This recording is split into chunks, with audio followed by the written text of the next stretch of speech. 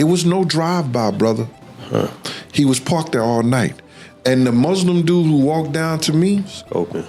that's the dude who killed Big. After 50 Cent's latest documentary quietly dropped, very few people expected it to shake the ground beneath one of hip-hop's most sacred legacies. But almost immediately, whispers turned into headlines. According to newly surfaced claims, two police officers allegedly entered Biggie Smalls' former residence and uncovered material that reignited long-buried questions. Secrets once sealed by time, loyalty, and fear began creeping back into public view. And with each revelation, the past refused to stay buried. What followed wasn't just another hip-hop documentary, it was a reopening of wounds that never truly healed. To understand why this moment matters, you have to rewind the tape nearly 3 decades. Strip away the myths, the murals, the radio tributes, and the platinum plaques. Go back to the night when everything changed.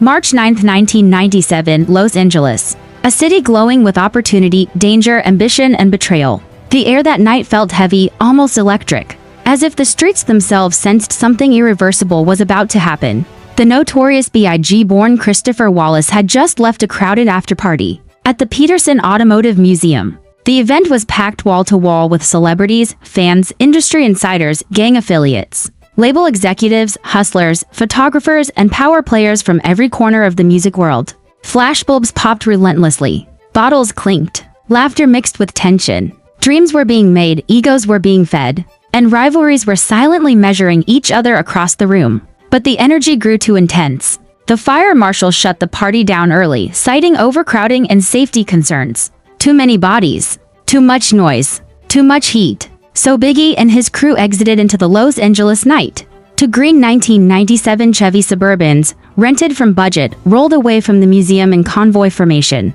In the first vehicle, Biggie sat in the front passenger seat. Behind the wheel was Gregory G. Money Young. In the back were close friends and trusted soldiers Damon D-Rock Butler, Lil Cease, and others watching the road through tinted windows. Alert but relaxed, unaware that these would be the final minutes of their friend's life. Ahead of them, in the second Suburban, rode Sean Diddy Combs, the powerful CEO of Bad Boy Records, flanked by security. Trailing the convoy was a black Cadillac Blazer driven by an off-duty police officer, who had been hired as additional protection. The formation was meant to act as a shield, layers of security, designed to insulate the empire's crown jewel. But Los Angeles had its own rules, and shields, no matter how carefully arranged, don't stop bullets when a city decides you're a target. At approximately 12:45 a.m., the convoy approached the intersection of Wilshire Boulevard and South Fairfax Avenue, just yards away from the museum exit.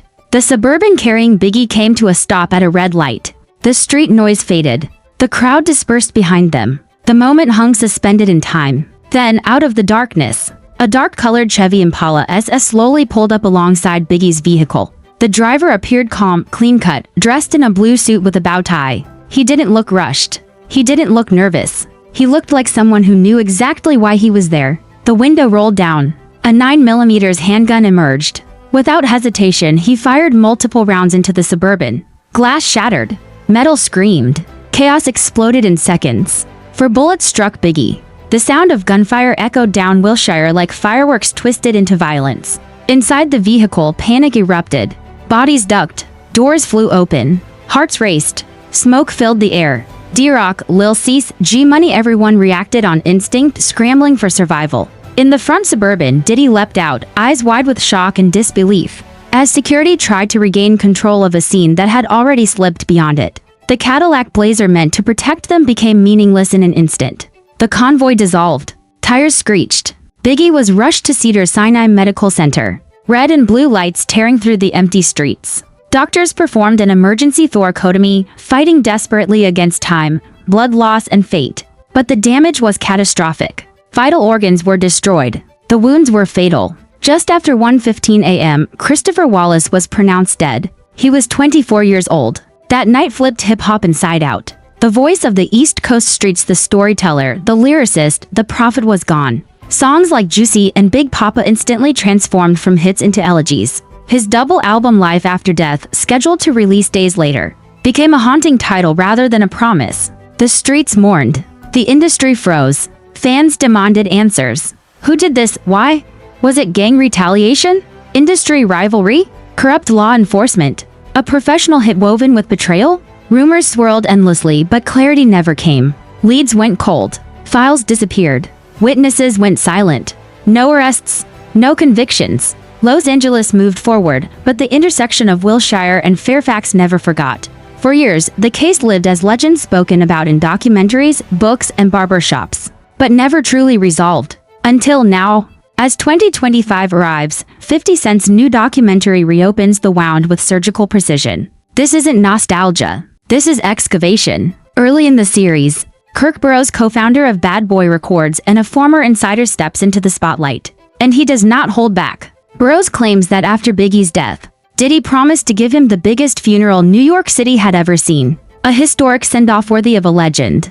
But when the bill arrived, Burroughs alleges everything changed. According to his account, Diddy decided not to pay for the funeral himself. Instead, the cost was allegedly charged to Biggie's estate, turning a farewell into a recoupable expense. The allegation hit like a gut punch. The idea that Biggie's own death generated a financial invoice paid by his own legacy shocked fans worldwide. Burroughs framed it not as brotherhood but as cold business. According to him, Diddy wanted the image of generosity without absorbing the cost. Grief in this telling became another ledger entry. The claim exploded across social media. Twitter, Reddit, hip-hop forums everywhere, people debated fiercely. Some saw it as proof that the music industry eats its own, even in death. Others dismissed it as bitterness from a former partner seeking relevance. Lines were drawn, loyalties fractured.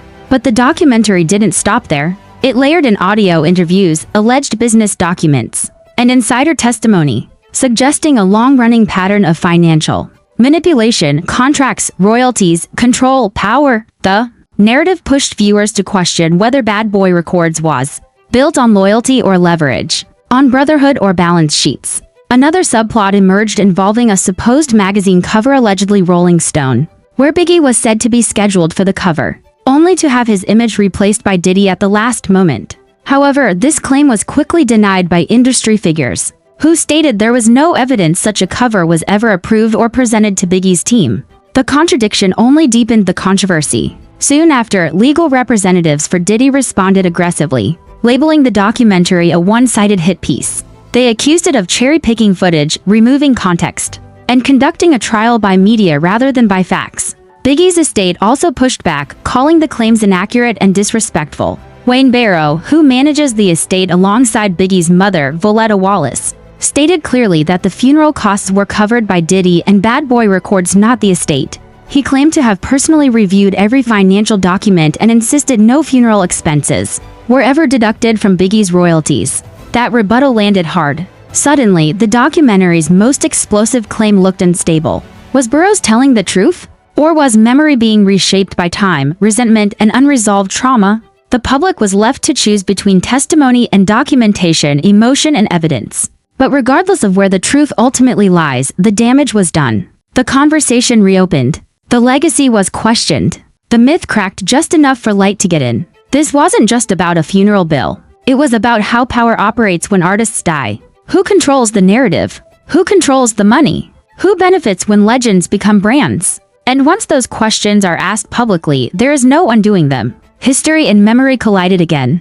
Fans watched. Families grieved. The industry braced itself. Because when the mic dropped that night in 1997, it didn't just silence a voice, it created an echo that still hasn't faded. And now, nearly 30 years later, that echo is louder than ever. What makes this moment so unsettling isn't just the allegations themselves, it's the timing. Nearly 3 decades have passed since Biggie's death, yet the case remains officially unsolved. No closure. No courtroom reckoning. No final chapter. And when a story lingers that long, it doesn't fade, it ferments. Every new documentary, every insider quote, every leaked memo doesn't just revisit history. It reshapes it. That's the power and danger of memory in hip-hop culture. Legends don't simply die. They become contested territory.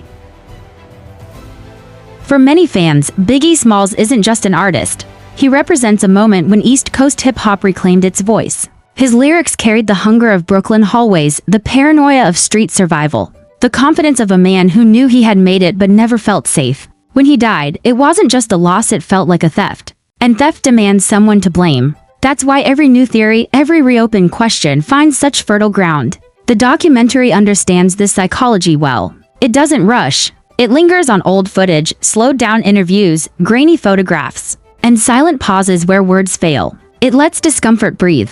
And by doing that, it forces viewers to sit with an uncomfortable truth: hip-hop, like any billion-dollar industry, is built on both dreams and exploitation. The same system that lifts artists up can quietly profit from their downfall. As the series progresses, it subtly widens its scope beyond Biggie alone. It begins asking larger questions about how Black artists were managed in the 1990s, how contracts were structured, and how power was concentrated in the hands of a few executives while the talent carried the risk. Biggie's story becomes symbolic, a case study in how legacy can be monetized long after life ends. That's why the funeral controversy struck such a nerve. Funerals are sacred.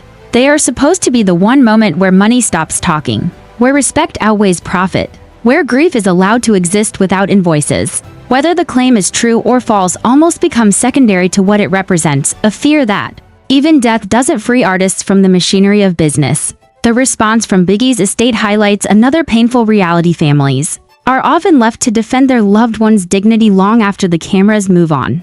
For Voletta Wallace, this isn't a debate about contracts or optics. It's about her son, a young man who never lived to see 25. A mother who has spent decades protecting his name while the world dissects it for content. Meanwhile, industry veterans watching the documentary feel a different kind of discomfort. Some see echoes of their own past deals. Others recognize how normalized certain practices once were. The 1990s music industry wasn't built with transparency in mind. Verbal promises carried weight. Handshakes replaced paperwork. And when things went wrong, the truth often depended on who had the louder microphone. The internet, of course, amplifies everything. Clips circulate out of context. Quotes are reduced to headlines. Allegations turn into assumptions within hours. In that environment, nuance struggles to survive. The documentary becomes less of a conversation starter and more of a cultural stress test, revealing how divided public memory really is. Some fans refuse to believe anything negative about Diddy, crediting him with shaping an era and building an empire from nothing. Others feel this moment confirms long-held suspicions that the industry's success stories came at a human cost. Both perspectives exist simultaneously, clashing daily across comment sections and podcasts. And hanging over it all is the unresolved murder itself. Because no matter how many business disputes surface, the central injustice remains untouched. Biggie Smalls was assassinated in one of the most public spaces imaginable, and no one has been held accountable. That fact alone ensures the story will never truly rest.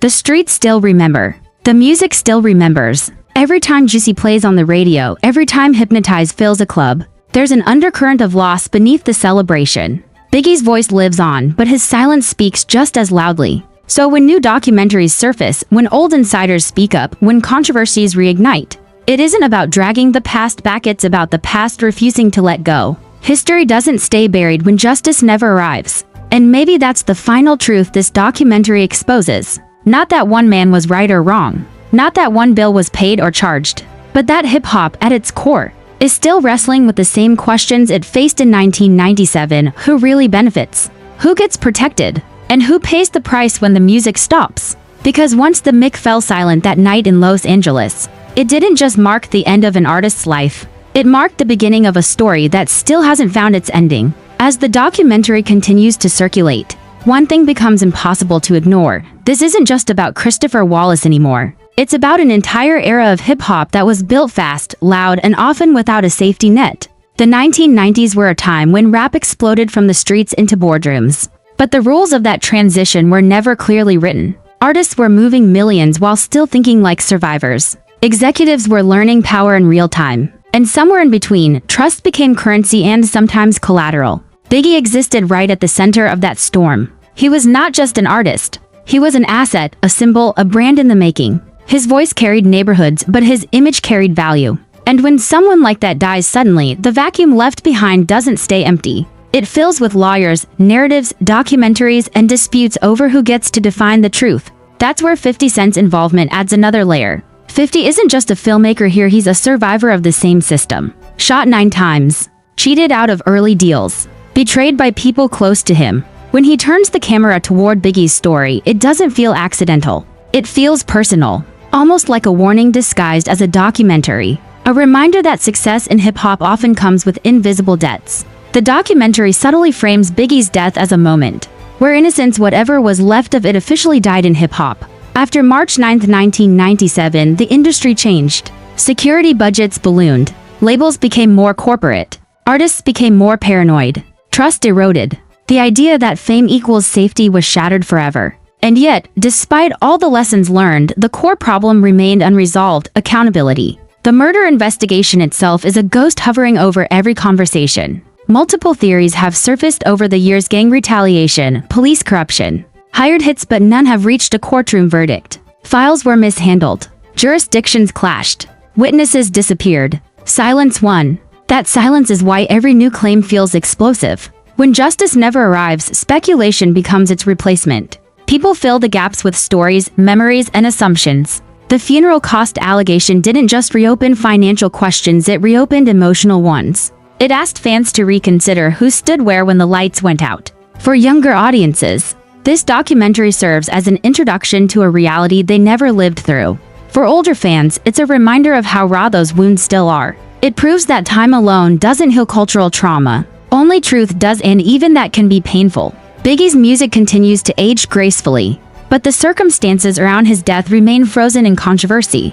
That contrast is what keeps his story alive. His lyrics speak of survival, wealth, fear, loyalty, and betrayal, ironically mirroring the debates now surrounding his legacy. And perhaps that's the most tragic irony of all.